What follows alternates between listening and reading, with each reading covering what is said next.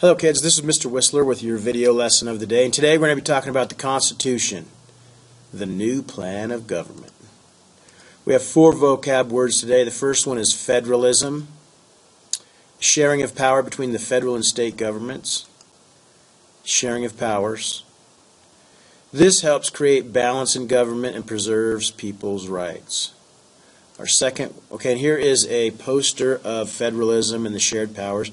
The blue circle represents the federal government, the red represents the state governments, and you can see all the different powers that the federal government has. You can see the powers that the state government has, and you can see the powers that they both kind of have at the same time. So our next word is function, how something works, something's job. When things function properly, it enables the system to work. What's the function of the government, dear? Well, honey, to protect our rights. Our third word is article, a part of a document such as the Constitution that deals with a single subject. Basically, I like to look at articles as chapters. The Constitution is the book, and the chapters in the Constitution are the articles.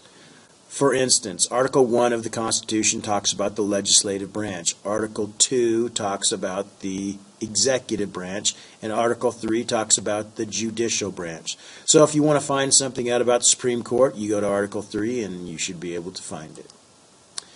A specific part of the Constitution, it makes it easier to find information. Our fourth and final word today is amendment. A change in or addition to the Constitution to change a document. The first 10 amendments added to the Constitution were the Bill of Rights. Now here's how the Constitution is amended today. Basically,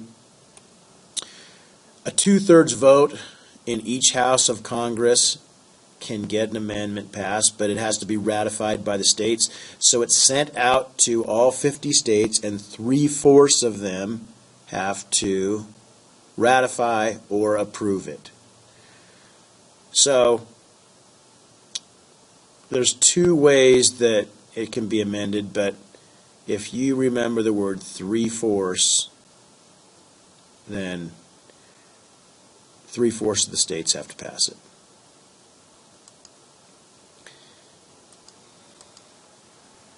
Roots of the Constitution. After 4 months, the delegates had created a document that provided for a strong central government. So it took them 4 months to create the Constitution.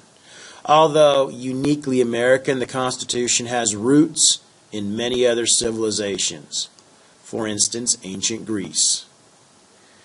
And European political institutions, mainly Britain.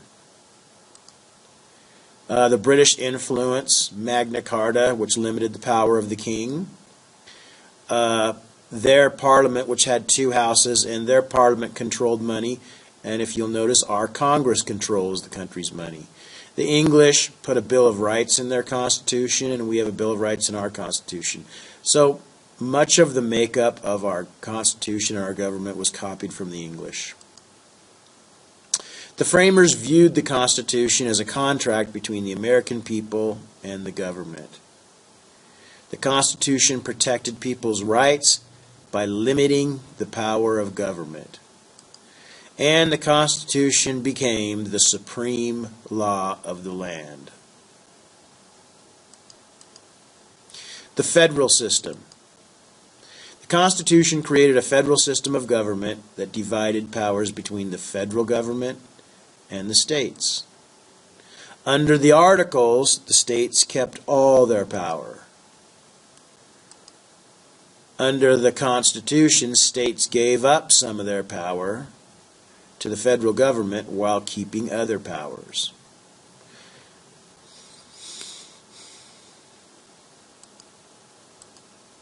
Organization of the government. The federal government was divided up into 3 branches. And the Constitution divides the power among the three branches. The three branches are the legislative branch, the executive branch, and the judicial branch. The most distinctive feature of the United States government is its separation of powers. To keep any one branch from gaining too much power, the Constitution uses a system of checks and balances. These three branches of government have roles that check or limit the others so that no single branch can dominate the government.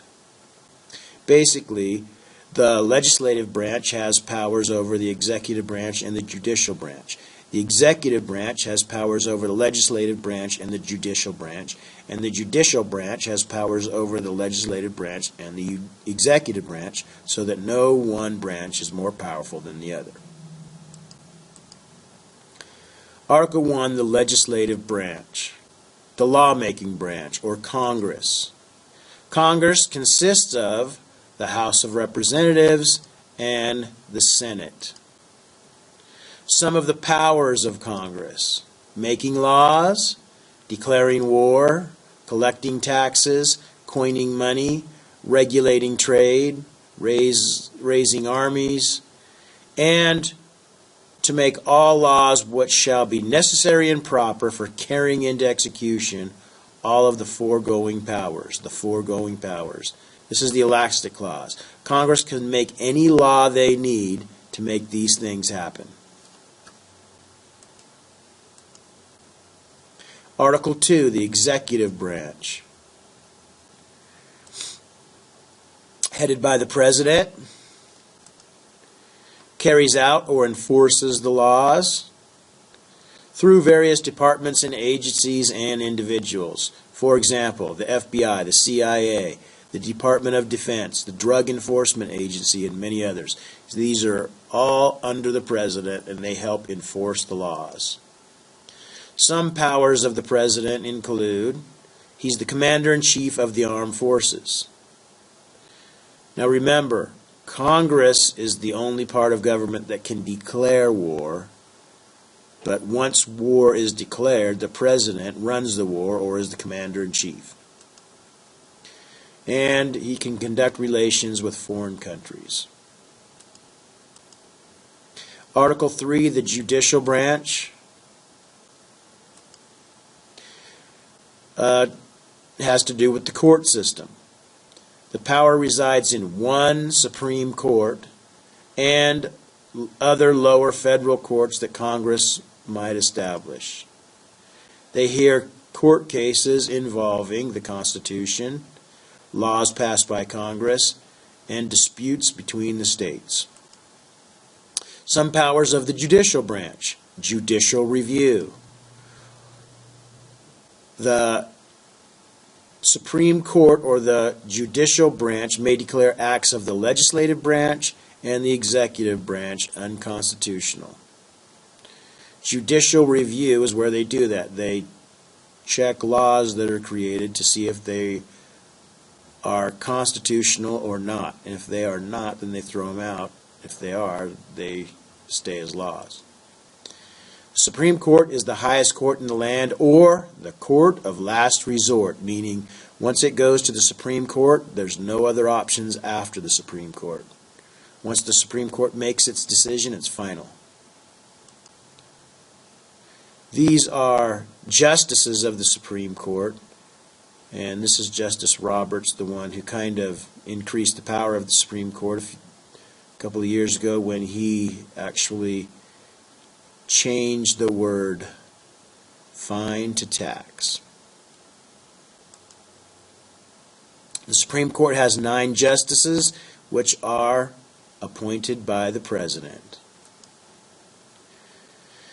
The U.S. Supreme Court alone has the power to declare laws unconstitutional. So, the executive branch can't declare laws unconstitutional. The legislative branch can't declare laws unconstitutional. Only the Supreme Court. All right, here is our Constitution notebook. On page 44, I want you to draw the process of how a bill becomes a law, and make sure that you include all the checks and balances that go with it. Down here, I want you to write a few of the powers of Congress, a few of the powers of the President, and a few of the powers of the courts. On this side, I want you to write an essay basically explaining this. Make sure you include how a bill becomes a law, the checks and balances, and the main powers of each branch, meaning the legislative branch's main powers to make laws. The executive branch's power is to enforce the laws, and the judicial branch's power is to settle disagreements about the laws. So make sure you include those things in your essay. And that's your basic overview of the Constitution and the creation of the new government. Thanks, kids, and finish up your note taker and your evidence questions.